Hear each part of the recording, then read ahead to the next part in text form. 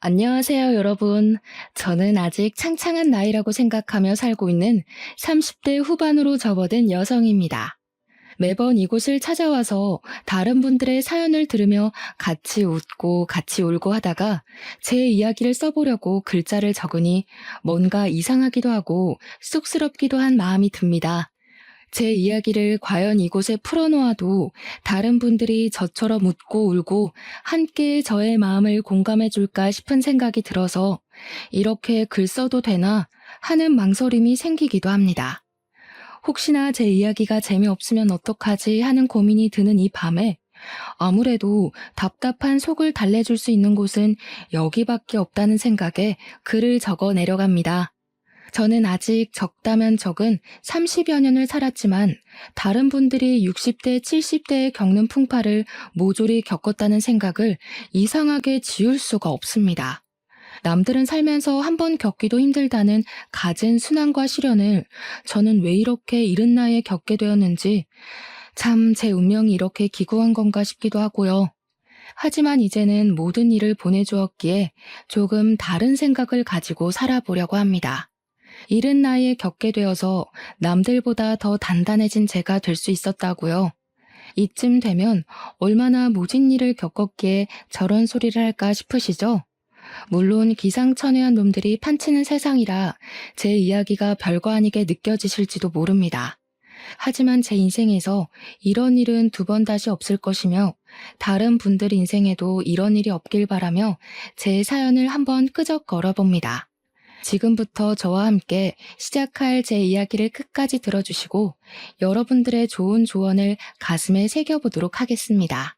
제가 오늘 들려드릴 이야기의 주인공은 사실 제가 아니라 저의 남편이라고 말을 해도 과언이 아닐 정도로 남편의 비중이 상당히 높습니다. 다른 분들도 남편을 남의 편이라 부르며 많은 이야기들을 하시던데 저의 남편은 참으로 특이한 점이 하나 있습니다. 그게 무엇이냐 하면 바로 제 남편이 아주 어마어마한 구두쇠 중에 구두쇠라는 점입니다.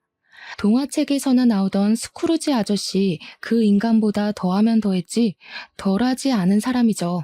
정말 저는 살면서 이렇게까지 돈을 아낄 수 있나? 사람이 이렇게 짠돌이일 수 있나 하는 마음을 매일같이 느끼면서 살았습니다. 왜 그런 남자와 결혼을 했냐 싶으시죠? 처음에 저는 남편의 근검절약하는 모습이 너무 검소해 보이고 신중해 보이고 이 사람이랑 살면 평생 돈 걱정은 안 해도 되겠구나 싶었습니다. 어떻게 보면 그 구두쇠 짠돌이 같은 모습이 제 마음을 움직이게 만든 결정적인 부분이기도 했던 것입니다.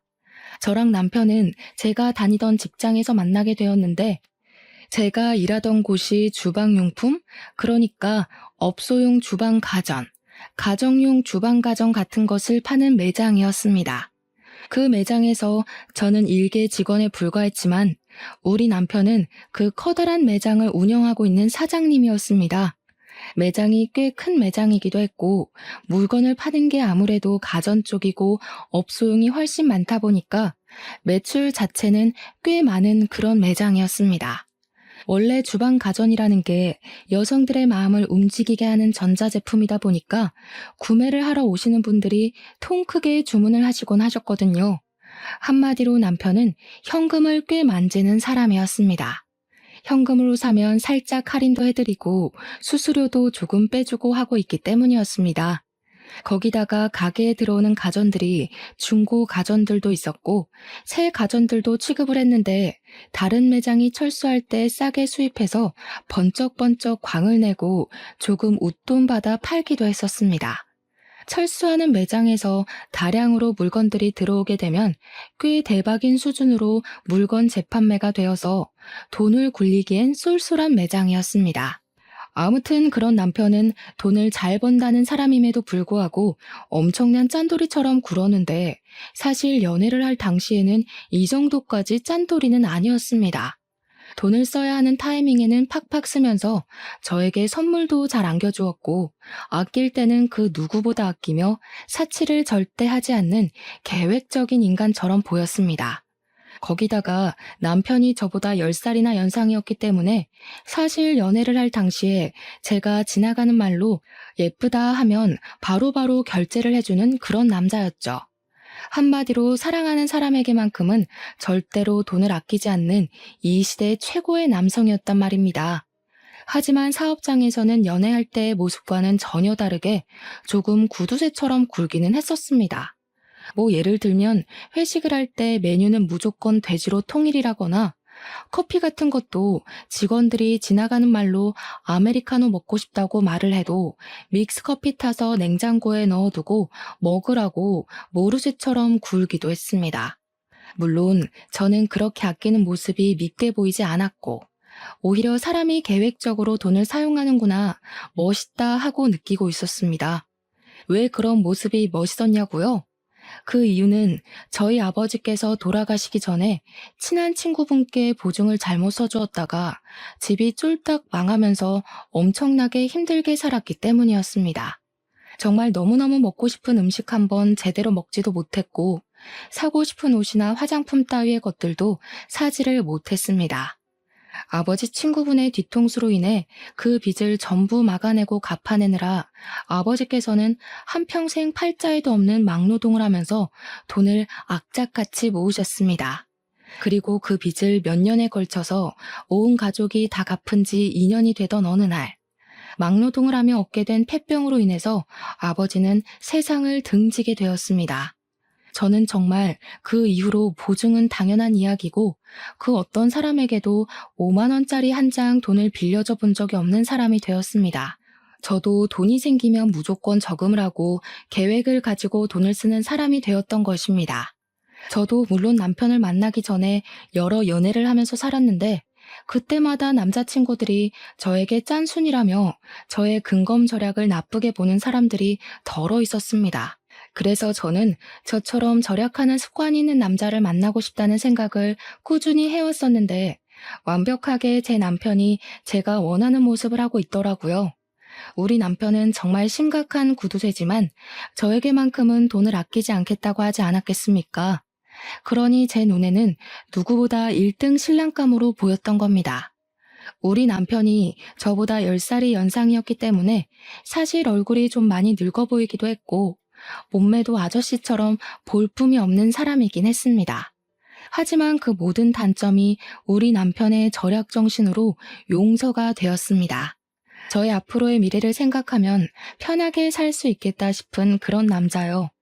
주방 가전을 다루고 있는 매장을 운영해서 그런 건지 주부들의 세심한 고충을 잘 이해하고 있는 내 남편이 얼마나 든든해 보였는지 상상이나 가실까요? 남편이 물건을 사러 온 주부들에게 입만 딱 열면 주부들이 그 언변에 살살 녹아서 물건을 구매해 가곤 했습니다.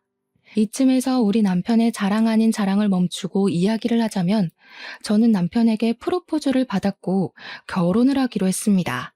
아버지가 돌아가신 이후에 쭉 혼자 살고 계시던 저희 어머니께서도 진심으로 기뻐해 주시면서 저의 결혼을 지지해 주셨습니다. 그런데 참으로 이상하게 말입니다. 도총각을 제가 구제해 주는 것이나 다름이 없음에도 우리 시모가 저를 별로 마음에 들어 하지 않는 게 아니겠습니까? 왜 그런 건지는 모르겠는데 대충 제 예상으로는 아들이 결혼을 한다고 하니까 본인에게 주는 용돈이 줄어들지는 않을까 걱정스러움에 결혼을 반대하는 것 같았습니다. 제가 30 중반쯤 결혼을 했으니 40 중반인 아들에게 얹혀서 살고 계시던 시모가 갑자기 아들이 결혼을 한다고 하니 앞으로의 걱정에 막막했던 것이겠죠. 남편이 그동안 시모를 완전히 모시고 살고 있었는데 남편 또한 저희 집처럼 일찌감치 시부를 떠나보내고 시모 혼자서 남편을 키운 한부모 가족이었기 때문이었습니다. 하지만 시모는 저희 어머니와는 조금 다르게 근검절약과는 거리가 있는 사람이었습니다. 이상하게 시모는 사치를 즐기시는 것 같더라고요. 시댁에 인사를 드리러 방문을 했는데 방 한 칸이 시모가 모은 명품백과 명품 옷들로 가득 차 있는 걸 보고 상당히 놀랐다고나 할까요? 오히려 젊은 저보다 명품 브랜드를 훨씬 많이 알고 매번 새로 나오는 신상품들도 줄줄이 꿰고 있었습니다. 시모의 탐탁지 않음을 견뎌내고 결혼식을 올리고 신혼생활이라는 것을 시작하게 되었는데 진짜 결혼한 지 한 일주일쯤 지났을까요? 황당한 일이 벌어지게 되었습니다. 갑자기 남편이 운영하던 매장에 세무조사가 들어오게 되었는데 남편이 보유한 현금과 주식에 대한 세금을 내야 한다고 신고를 받았다고 하더라고요. 누가 했는지 모르겠지만 남편이 그동안 뒤로 몰래 몰래 숨겨놓은 현금들이 꽤 있었고 세무조사가 들어오게 되면서 남편은 그 돈을 다시 옮겨놔야 했습니다. 남편은 세금을 줄이기 위해서 백방으로 발에 땀이 나게 돌아다니며 물어본 결과 보유하고 있는 주식들만 와이프에게 양도를 해도 세금이 줄어들 것이란 이야기를 듣게 되었습니다. 남편은 세금을 내는 돈이 세상에서 제일 아까운 돈이라고 하면서 저에게 주식을 양도해주겠다고 이야기를 했고 사실 저는 끼름칙해서 싫다고 했습니다. 남편은 줄기차게 부부간에 양도를 하는 것이라며 절대로 법적으로 문제될 일이 없으니 안심하라고 저에게 주식을 대거 옮겨두었습니다. 사실 저는 세금이라는 건 국민이라면 누구나 내야 하는 부분이고 이런 행동이 탈세라는 행동이라 생각을 하고 있었습니다. 마음 같아서는 끝까지 받고 싶지 않았죠. 이렇게까지 귀찮은 짓을 벌이며 세금을 내지 않으려고 하는 남편이 이해가 가지 않았습니다. 결혼한 지 3개월이 지났을 때부터 저는 점점 남편에게 실망할 만한 일들이 생기기 시작했습니다. 남편은 병적으로 저에게 돈을 주는 것을 싫어했고 돈을 아끼기 시작했습니다. 어떤 일까지 있었냐 하면요. 제가 올이 나간 스타킹을 버리려고 하자 남편이 득달같이 달려와서는 멀쩡해 보이는데 이걸 왜 버리냐고 잔소리를 하더라고요. 올이 나가서 신을 수가 없다고 했더니 다 사용할 곳이 있다고 하면서 욕실에서 거의 다 쓴 조각난 비누들 있죠? 그걸 모아둔 통을 들고 오는 게 아니겠습니까? 저는 비누들을 버리지 않고 모아둔 남편에게 한 번 놀랐고 그 비누 조각들을 전부 스타킹에 모아서는 씻으라고 던져주는 남편에게 2번 놀랐습니다. 사람이 절약을 하면서 살 줄 알아야지. 예전에는 이 비누들 다 모아다가 빨래하는 데 쓰고 그랬어. 아니, 스타킹을 빨아둔 것도 아니고 제가 신다가 올이 나가서 버리려고 둔 스타킹에 비누 조각을 모아서 거품 내서 씻으라고 하는데 누가 좋겠습니까? 저는 그 행위 자체가 너무 더럽기도 하고 찝찝하기도 해서 그 비누를 쓰고 싶지 않았는데 그 뒤로 제가 그 비누를 얼마나 썼나 감시를 하기 시작했습니다. 그런 숨막히는 분위기 속에서 신혼생활의 분위기가 좋았으면 얼마나 좋았을까요? 그러다 저희에게도 아주 좋은 소식이 찾아오게 되었습니다. 결혼 6개월 차가 되었을 때 제가 임신을 하게 되었던 것입니다. 임신과 출산을 해보신 분들은 잘 아시겠지만 입덧이라는 게 제 마음처럼 조절이 되는 것이 아니지 않겠습니까? 이상하게 먹을 것이 너무 당기는 바람에 살이 어마어마하게 올랐습니다. 제 몸무게가 결혼할 때쯤 50kg 정도였는데 만삭 때 무게는 76kg가 될 정도로 살이 엄청나게 붙게 되었습니다. 오죽하면 병원에서도 임신 당뇨가 올 수 있으니 조심해야 한다고 과일이나 당류를 먹지 말라고 경고를 할 정도였으니 상상이 가시겠죠. 처음에 살이 붙기 시작했을 때 남편은 임신했으니까 살이 붙는 건 당연한 거라고 마음껏 먹으라고 저를 안심시켜 주었지만 날이 갈수록 불어나니 눈치를 주더라고요. 임신 기간 내내 대놓고 먹지 말라고는 하지 않았지만 그렇게 먹으면 속이 더부룩하지 않냐, 집안 살림 거덜내겠다 하면서 은근히 먹지 말라는 신호를 주었습니다. 저희 친정어머니께서는 제가 임신을 했다고 하니 좋은 걸 먹이고 싶어서 반찬도 가져다 주시고 제철 음식도 매번 해서 주셨습니다. 하지만 시모는 살이 찐 저를 보면서 저러다가 소박을 맞는 거 아니냐면서 적당히 살을 찌우라고 잔소리를 멈추지 않으셨습니다. 우리 아들이 퍽이나 그런 몸매를 한 여자한테 마음이 동하겠니? 살이 쪄도 어쩜 저리 뒤룩뒤룩 찐 건지 보기 흉하다. 그렇게 서러운 임신 기간을 보내고 출산을 한 뒤로 정말 이래도 되나 싶을 정도로 지옥 같은 육아를 시작하게 되었는데 이상하게 몸무게는 별로 빠지지 않더라고요. 누가 그런 소리를 했었는데 육아는 운동이 아니라 노동이라고. 노동은 절대로 살이 빠지지 않는다고요. 아무튼 그렇게 열심히 아이를 돌보고 밥도 제대로 못 먹고 했는데도 불구하고 살은 60kg 초반에서 더 이상 빠지지 않았습니다. 결혼을 할 당시보다 10kg 이상 살이 올라붙었으니 제 모습이 얼마나 미워 보였겠습니까? 남편이 저와 같은 방에서 자는 걸 거부하기 시작했습니다. 당신이 싫어서 각방을 쓰겠다는 게 아니라 애가 밤마다 울어대니까 시끄러워서 내가 같이 잠을 잘 수가 없잖아. 나는 내일 출근을 해야 하는 사람인데, 어? 내가 잠 못 자서 출근 못하면 돈은 누가 벌어올 거야? 애 때문에 잠을 푹 못 자니까 내일 일에 지장이 생기잖아. 아무튼 따로 잘 테니까 그런 줄 알아. 저는 그런 남편에게 배신감이 느껴지기도 했고 서럽기도 했지만 생활비가 전부 남편의 주머니에서 나오고 있었으니 어쩔 수가 없었습니다. 아이가 생후 10개월을 막 넘겼을 때 갑자기 열이 엄청나게 나면서 온몸이 새빨갛게 달아오르고 아기가 힘없이 축축 늘어지기 시작했습니다. 하필이면 그날이 금요일 밤이었고 병원 문이 열려있는 곳이라고는 응급실밖에 없는 상황이었습니다. 애는 열이 너무 올라서 그 작은 몸으로 온몸을 부들부들 떨며 경기를 일으키는 지경이 되었는데 남편은 태연하게 휴대폰만 만지고 있는 게 아니겠습니까? 뭐해? 빨리 옷 입어요. 우리 애 이러다가 큰일 나겠어. 빨리 응급실이라도 가요. 아니 고작 열 좀 나는 걸로 뭘 응급실이야? 그냥 해열제나 먹이고 땀이나 닦아주면 된다던데. 지금 응급실 가면 돈만 비싸고 처방해주는 건 다 똑같아. 어차피 가봐야 해열제나 먹이라고 할 텐데. 그냥 월요일까지 버텼다가 동네 소아과 가. 아니 아무리 아이한테 관심이 없다고 해도 그렇지. 말도 못하는 우리 아기가 아픈데 돈 아깝다는 말이 나올 수가 있는지 정신이 나갈 것 같더라고요. 저는 열 경련을 일으키는 아이의 열을 내리려고 온몸을 미지근한 수건으로 닦아주고 있었는데 그 물이랑 수건을 너무 화가 나서 남편에게 던져버렸습니다.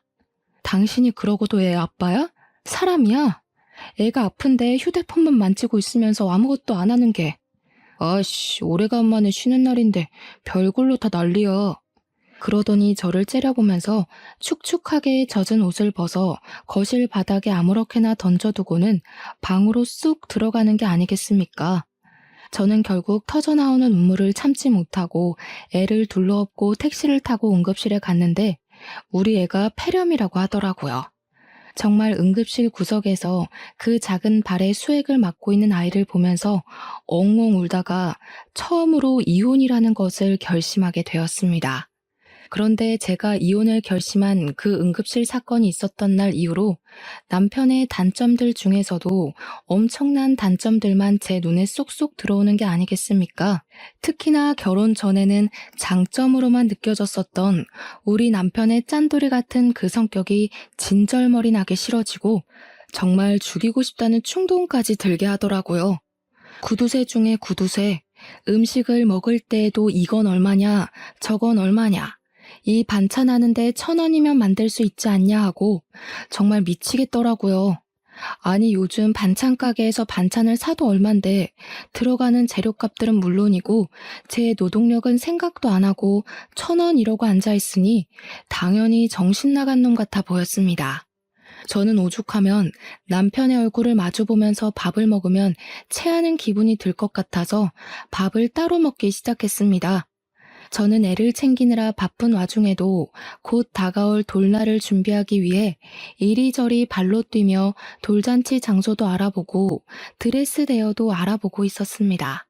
처음으로 맞이하는 생일이기도 하고 우리 아이만큼은 화려하게 첫 생일상을 차려주고 싶은 마음에 주위에도 돌잔치를 할 거라고 신나게 떠들고 다녔습니다. 당연히 우리 남편도 둘도 아니고 하나뿐인 아이인데 돌잔치만큼은 통 크게 신경 써줄 거라고 믿고 있었기 때문에 백방으로 알아보고 다녔습니다. 제가 미리 알아본 업체들과 돌잔치 장소들을 쭉 정리해서 남편에게 보여주면서 처음으로 하는 생일잔치니까 이게 어떠냐 저게 어떠냐 의견을 물어보았습니다. 그러자 남편이 너무나도 시큰둥하게 저를 바라보면서 이야기를 하더라고요. 어차피 첫 생일 애도 기억 못하는 건데 그냥 대충대충 싸게 하자. 돌잔치 오는 손님들한테 금이나 받고 현금이나 챙기는 거지. 누가 요즘 돌잔치에 이렇게 비싼 돈을 태워? 그중에 제일 싼데 아무거나 해, 그냥. 손님들 어차피 뭐 즐기려고 오는 것도 아닌데. 구색 맞추기잖아. 그래도 우리 아이 첫 생일인데 어떻게 대충 하자는 말이 나올 수 있어요? 대부분 다 나처럼 생각한다니까. 오는 게 있으면 가는 것도 있다. 딱 이 마인드로 참석하는 거야. 돈만 잘 챙기면 되니까 대충 싼 곳 잡고 뷔페도 저렴한 거 해. 남편은 그 뒤로 정말 아이의 돌잔치 계획에 단 한 줄의 의견도 첨가하지 않았고, 저는 서운한 마음을 가득 안고 여러 업체를 알아보고 결정을 내렸습니다.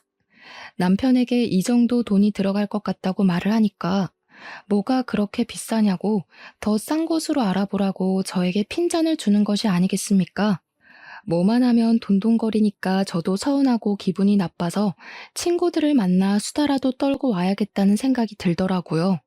그런데 남편이 정말 생활비로 주는 현금이 엄청나게 적기도 했고, 카드를 쓰면 카드 내역이 전부 남편에게 문자로 전송이 되고 있었습니다. 밥 한 끼 밖에 나가서 사 먹는 일이 쉽지 않았다는 이야기죠. 그래서 창피하긴 했지만 남편에게 친구들을 만나러 나가게 현금을 조금 달라고 했습니다. 내가 준 생활비는 다 어디에다 쓰고 돈을 달라고 그래? 그렇게 사람이 계획 없이 살 거야? 잔소리를 실컷 하며 사회생활에서 받은 스트레스를 저에게 다 쏟아내더니 현금 딸랑 2만 원을 주더라고요. 친구들 만나서 얻어먹을 줄도 알아야 한다고 하면서 커피값으로 2만 원이면 충분하지 않냐고 하는데 그 돈을 받으면서 제 처지가 어찌나 서럽게 느껴지던지 친구들을 만나서도 이런 이야기는 차마 못하겠더라고요. 10살이나 많은 남자에게 시집가서 거의 노예나 다름없는 생활을 하고 있다는 걸 제 입으로 어떻게 말을 하겠습니까? 그런데 아주 통쾌하고 기가 막힌 나름의 복수를 할 기회가 찾아왔습니다. 저희 아이가 돌잔치가 있던 그 해가 어머님의 칠순인 해와 겹치게 되었는데 생일도 비슷한 시점이었던 것이었습니다.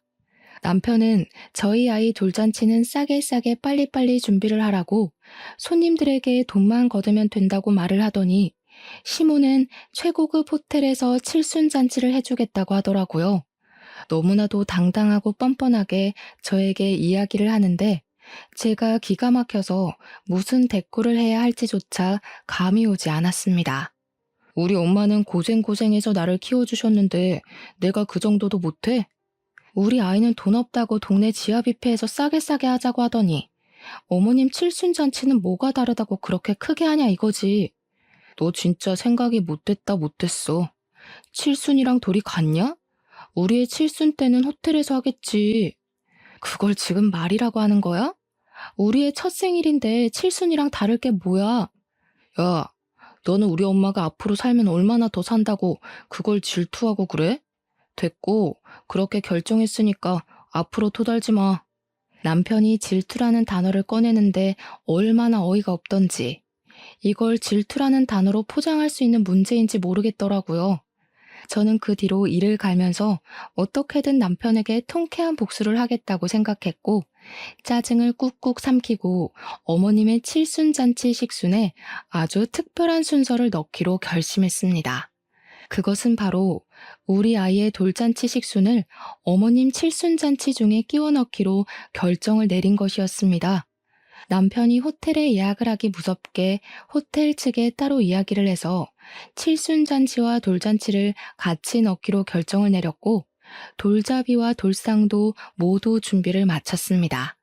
그리고 제 친구들이며 지인들에게 일일이 연락을 돌려서 그 잔치 자리에 초대를 했고 어머님 칠순잔치 겸 돌잔치를 제 손으로 모두 준비하기 시작했습니다. 남편에게 제가 칠순잔치 준비를 할 테니 걱정하지 말고 있으라고 이야기를 했더니 내심 좋아하면서 아예 신경도 쓰지 않더라고요. 단순한 사람이라 이럴 때는 참 편했습니다.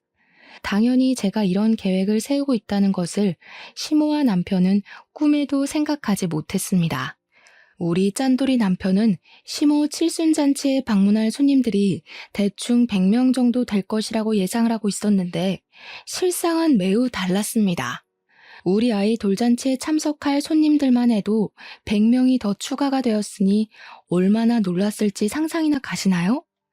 제가 그 100명을 끌어모으기 위해서 평소에 연락을 하지도 않던 지인들에게 일일이 연락을 돌려서 우리 아이 돌잔치에 제발 참석해서 밥이라도 먹고 가라고 며칠을 졸랐는지 모릅니다.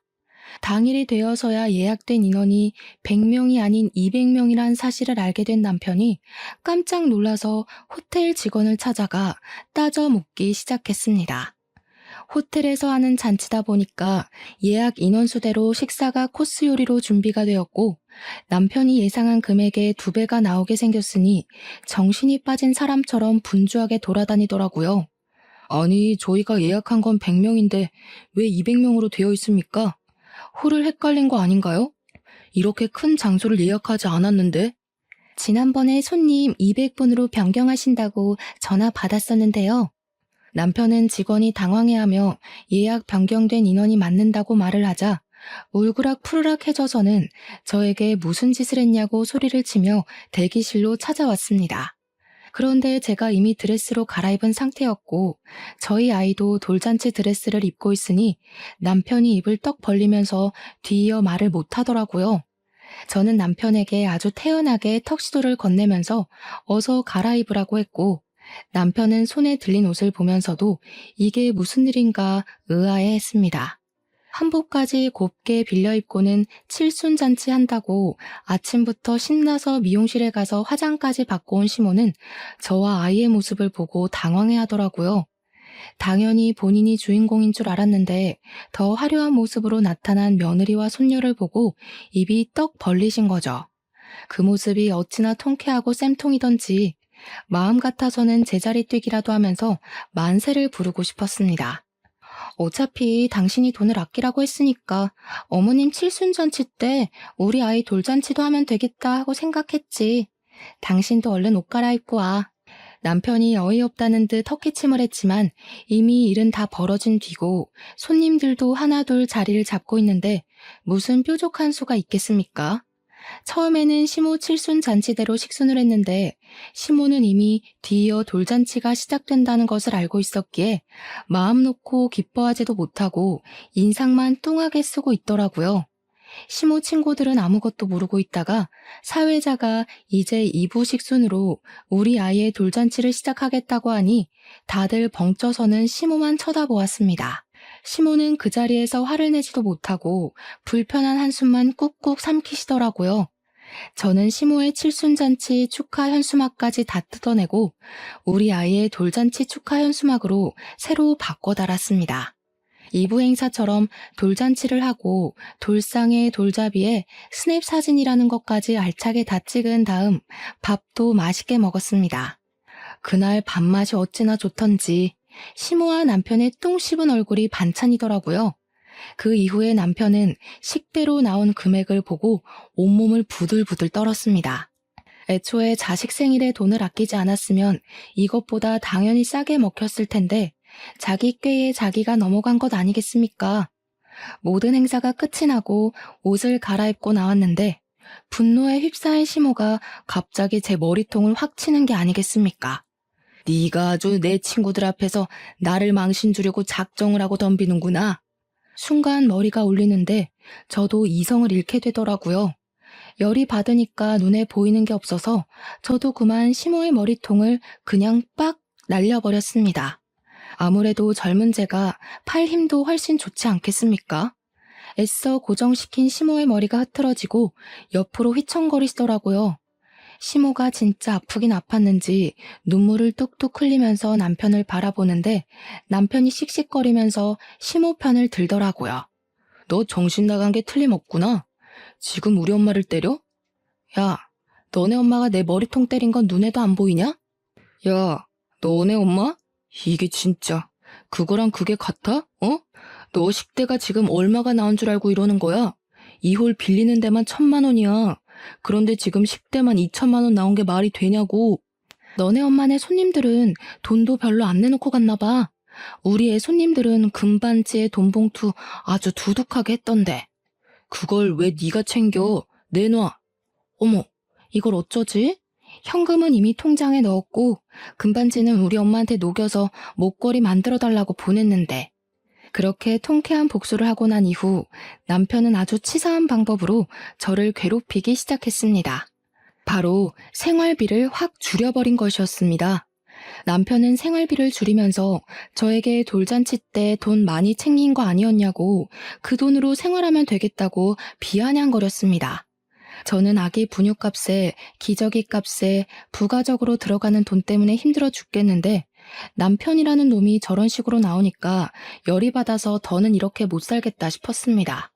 거기다가 저랑 애한테 들어가는 돈은 그렇게나 아끼고 아껴대면서 자기 먹고 노는 돈이랑 시모에게 들어가는 사치 비용은 하나도 아끼질 않더라고요. 맨날 말로만 죽겠다 죽겠다 하고 정작 쓰는 돈은 펑펑 쓰니 제가 열이 안 받겠습니까? 지 허리벨트 하나 사는 것까지도 전부 명품으로 긁어대면서 우리 아이와 저는 이렇게 거지꼴로 아껴 살아야 하나 싶은 생각이 들었습니다. 그러던 어느 날 항상 하늘은 불쌍한 자를 돕는다고 하지 않겠습니까? 우리 남편이 친구를 따라가서 돈을 더 불리고 싶다는 욕심에 큰 투자를 하나 하게 되었습니다.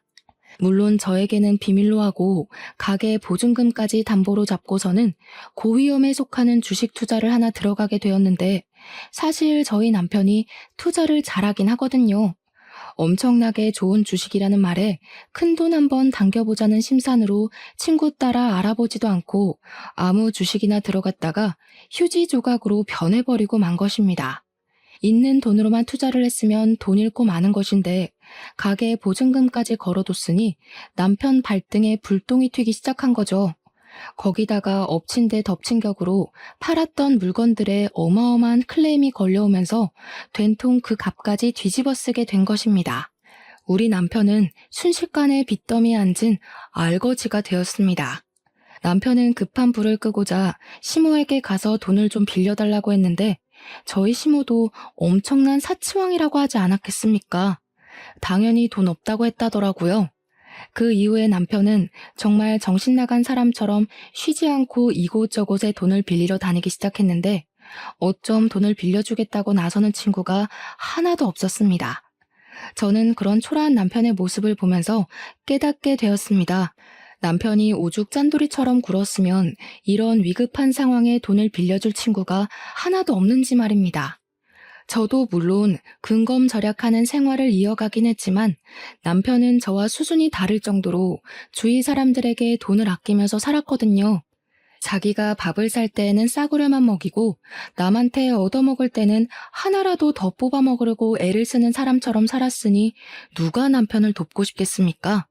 그것도 자기 매장을 운영하면서 돈까지 넉넉하게 만지는 사람이 없는 사람들보다 더 없는 모습으로 살았으니 친구들이 전부 진절머리가 났겠죠. 도울 때 확실하게 도울 줄 알았어야 했는데 남편에게 그런 지혜는 전혀 없었던 것입니다. 여보, 나 진짜 이러다가 가게고 나발이고 거리에 나앉게 생겼다고. 처가에 가서 돈이라도 좀 빌려달라고 해봐. 어? 저에게 사정사정을 하다가 돈 빌려오라고 윽박을 질렀다가 하는데 저는 그런 남편의 모습이 너무나도 웃겨서 깔깔거리며 비웃어 주었습니다. 남편이 정신나간 년처럼 웃는 저를 보면서 머리가 어떻게 된 거 아니냐고 우리 가족 전부 거리에 나앉게 생겼는데 웃음이 나오냐고 소리를 치더라고요. 저는 그런 남편에게 정색을 하며 이야기를 했습니다. 왜 웃으면 안 돼? 그동안 지사치하는데 돈 쓰고 할 때는 아까운 줄 모르고 팍팍 쓰더니 이제 와서 아쉬우니까 친정 타령? 우리 집에 도대체 뭘 해준 게 있다고 우리 엄마 돈을 가져오라고 하는 건데? 당신 진짜 양심 없다. 가족이니까 당연히 사이가 힘든데 한 푼이라도 더 쥐어줘야 하는 거 아니냐? 어? 당신은 우리 엄마한테 뭐 하나 해준 거라도 있어? 사람이 어떻게 매번 주거니 받거니 해. 이번에 도와주시면 내가 또 언젠가 도움이 될 날이 있지 않겠냐고. 지금 당신 꼴을 보면서 이야기해. 당신이 얼마나 짠돌이처럼 굴고 사람들을 못 챙겼으면 이렇게 힘들 때 나서서 도와주겠다는 사람이 하나도 없어? 가게나 정리하고 빚이나 막아. 그랬더니 남편이 입에 거품을 물면서 가게를 정리하고 나면 우리 가족들 전부 뭐 먹고 살라고 그런 소리를 하냐고 화를 내는 게 아니겠습니까? 정말 연애할 때랑은 판이하게 다른 모습으로 저에게 신경질을 내는데 제가 그동안 이딴 저급한 인간을 남편이라고 믿고 살았다는 게 후회가 되더라고요. 저는 이혼을 확실하게 결심한 뒤였기 때문에 속이 후련해질 때까지 남편에게 비아냥거리기로 결심을 했습니다. 내가 이대로 혼자 죽을 줄 알아? 내가 망하면 우리 가족 전부 다 망하는 거야. 왜 우리 가족이 다 망한다고 생각해? 당신만 망하는 거야. 나는 당신이랑 이혼할 거거든. 저는 이혼을 결심한 이후에 품에 소중하게 안고 지냈던 이혼 서류를 남편에게 떡하니 내밀었습니다. 남편은 이혼 서류를 받아들고서 한참을 씩씩거리며 분노를 참지 못하더니 저에게 삿대질을 하면서 목에 핏대를 세우고 말을 하더라고요. 누구 마음대로 이혼이야? 이 옆에 내가 편하게 살게 해줬더니 감히 내 뒤통수를 치겠다는 거야? 편하게 살게 해줘? 누가 누구를 편하게 살게 해줘? 당신이 나한테 그동안 했던 짓을 생각해봐. 얼마나 치사하게 굴었는지. 한 푼 두 푼 아껴서 지금까지 일도 안 하고 먹고 살게 해줬으면 감사한 줄 알아야지. 내가 힘들 때 도망을 가겠다는 게 뒤통수지 뭐야? 지금 나한테 소리 지를 사람은 당신이 아니야. 우리 엄마지. 어떻게 보는 눈도 없어서 이딴 놈이랑 결혼을 하고 3년이 넘는 시간을 같이 살았냐고 화를 내도 우리 엄마가 내야 한다고. 내가 마트에서 장 볼 때, 친구 만날 때, 아기 물건 살 때마다 그게 꼭 필요한 거냐고 되묻던 당신이 나를 편하게 살게 해줘? 너네 엄마가 명품백 살 때는 돈 한 번 아낀 적이 없으면서 내가 장바구니 하나 살 때마다 눈치를 주던 당신이 그런 소리를 해? 그렇게 아껴 살아서 겨우 한 짓이 투자 실패라니. 당신 벌 받은 거야. 나는 절대 이혼 못하니까 그런 줄 알아. 어디 옆에 내가 집에서 애나 돌보고 집안일이나 할 것이지 큰 소리를 떵떵 치고 살아. 누구 마음대로 못해준다 만다야? 당신이 못하겠다고 버티면 나는 소송이라도 할 테니까 그런 줄 알아. 제가 소송까지 불사르겠다고 하자 남편은 씩씩거리다가 갑자기 소리를 꽥 지르면서 저에게 생각난 듯 말을 했습니다.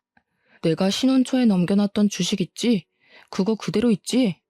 네가 가진 내 주식 다시 내 계좌로 돌려놔. 그거면 급한 불 맞고도 남지. 내놔. 처음에는 남편이 무슨 말을 하는지 이해를 못하고 있다가 곰곰이 생각을 해보니 남편이 세금을 덜 내려고 제 계좌로 옮겨두었던 주식이 생각나게 되었습니다. 저는 남편에게 끝까지 유익한 일을 하고 싶지 않았기 때문에 발악하는 남편을 두고 간단하게 챙긴 짐을 들고 친정으로 도망치듯 나왔습니다. 남편은 제가 이러다가 말겠지 하고 생각을 했는지 저를 찾아오지도 않고 메시지만 열심히 보내더라고요. 지금 돌아오면 용서해주겠다, 생활비를 더 줄여버리겠다 하는 아주 추잡한 메시지들을 보내면서 저에게 주식이나 빨리 확인해보라고 하더라고요. 저는 남편의 마지막 메시지를 확인하고 생각이 나서 힘들게 주식 앱을 설치하고 들어가서 잔고를 확인해 보았습니다. 그리고 저는 너무 놀라서 입을 틀어막게 되었습니다. 글쎄 그 주식이 그 3년 사이에 10배가 넘게 펄쩍 뛰어오른 것이 아니겠습니까? 저는 정말 제 눈을 비비면서 이게 뭔가 싶어 0이 붙은 숫자를 다시 한번 확인했습니다. 마치 로또를 맞아도 이런 금액을 맞을 수 없을 것이다 싶을 정도로 제 현실을 의심하게 되었고 정말 이 돈이 내 계좌에 들은 잔고가 맞나 몇 번을 확인했습니다. 아무리 눈을 비비고 팔을 꼬집고 해도 그 돈은 그대로 제 계좌에 들어있더라고요. 그 주식이 연예계 엔터테인먼트 회사 주식이었는데 아이돌 그룹이랑 배우들이 성공을 하면서 회사 자체가 몇 년 사이에 대박이 났다는 것입니다. 해외 진출에도 성공하게 되면서 외국 투자자들이 탄탄하게 투자를 했고 그 덕으로 대박이 터져서 엄청나게 성장을 한 회사라고 하더라고요. 제가 너무 의심이 되어서 인터넷 기사까지 검색을 해보았다니까요.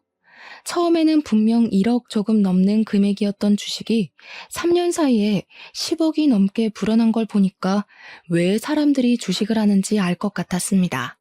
남편은 저에게 확인을 해보았냐고 당장 돌려달라고 말을 하는데 제가 그 돈을 왜 돌려주어야 하는지 모르겠더라고요. 사실 부부간의 재산이고 그 당시에 세금을 내지 않기 위해 양도했던 것이기 때문에 저의 재산이나 다름없는 돈 아닌가 싶었습니다. 그동안 저에게 돈을 가지고 치사하게 굴었던 적이 한두 번이 아니었던 남편에게 이 주식이야말로 정말 복수의 마지막을 장식할 수 있는 기회 아닌가 싶었습니다. 저도 갑질을 하기로 마음을 먹고 변호사를 찾아가서 시집살이 당했던 것, 남편이 생활비로 치사하게 군 것, 마지막으로 양도받은 주식 이야기까지 모조리 털어놓았습니다. 변호사는 저에게 세금을 피하기 위한 불법적인 수법으로 양도를 했기에 이 주식을 굳이 돌려주지 않아도 된다고 말을 하더라고요. 재산 분할을 해달라고 해서 나누게 된다고 하더라도 유책 배우자가 남편이기 때문에 얼마 못 가져갈 거라면서 저에게 단단히 버티라고 하시더라고요. 변호사님까지도 제 편을 들어주시는데 제가 화려한 뒤통수를 때려야 하지 않겠습니까? 남편이랑 시모는 그 주식값이 뛴 것을 보고 계속해서 저를 귀찮게 했지만 저는 그들을 완벽하게 무시했습니다. 결국 남편의 가게가 넘어가고 가게며 집이며 전부 빨간 딱지가 붙어버렸고 우리의 신혼집 또한 경매로 넘어가게 되면서 남편은 시모 집에서 얹혀 살게 되었습니다. 시모는 망해버린 아들이 돈까지 주지 않으니까 사치를 못해서 답답해 죽겠다며 읍수를 했습니다. 결국 둘 다 저를 찾아와 무릎을 꿇고 빌면서 한 번만 도와달라고 사정사정을 하더라고요. 제가 가진 돈의 반의 반만이라도 나눠주면 안 되냐고 잘못했다고 말입니다. 저는 당연히 그들의 처지를 비웃으며 응, 안 돼, 돌아가 하면서 약을 올렸습니다. 내가 당신한테 돈 가지고 벌벌 기었던 걸 생각하면 이 뒤통수에 몇 배를 돌려줘도 모자랄 지경이야. 앞으로도 그렇게 짠돌이처럼 아껴 살면서 돈 모아서 갚도록 해. 알겠지? 아, 그래도 내가 그동안 살았던 정이 있으니까 밥 사 먹을 돈은 줄게. 그러면서 지갑에서 딱 2만 원을 꺼내서 남편에게 주었습니다. 남편은 돈을 받으면서 부들부들 떨더라고요. 밥 먹는데 무슨 10,000원씩이나 들어? 적당히 분식 같은 거 사 먹어. 그럼 넉넉하게 쓸 수 있어. 아메리카노도 한 잔 먹고. 남편이 벙친 얼굴로 저를 바라보는데 친정 어머니께서 경찰에 신고를 하셨더라고요. 여기 주거 침입한 사람들 당장 잡아가라고요. 경찰이 와서 시모와 남편을 잡아 끌고 가는데 끝까지 시모는 발악을 하고 남편은 망연자실한 얼굴로 아무 소리도 못하고 질질 끌려나갔습니다. 결국 남편이랑은 7개월의 소송 끝에 이혼을 하게 되었고 재산 분할해주라는 결과가 나오긴 했는데 주식의 10%만 주면 된다고 하더라고요. 쿨하게 딱 1억 송금해주고 끝냈습니다. 저는 남편 덕에 공짜로 얻은 돈으로 우리 아기를 잘 키우면서 행복하게 살고 있어요. 거의 9억이 넘는 돈이 생긴 덕분에 지금은 친정 어머니와 함께 여유 있는 생활을 즐기는 중입니다. 해외까지는 아니지만 국내 여행도 자주 다니고 있고 우리 아이를 위해 부족함 없이 지내고 있어 몸도 마음도 건강해지고 있답니다. 여러분께서 큰 결정을 내릴 때 저의 이야기가 도움이 되길 바라면서 오늘 저의 사연은 여기서 마치도록 하겠습니다. 감사합니다.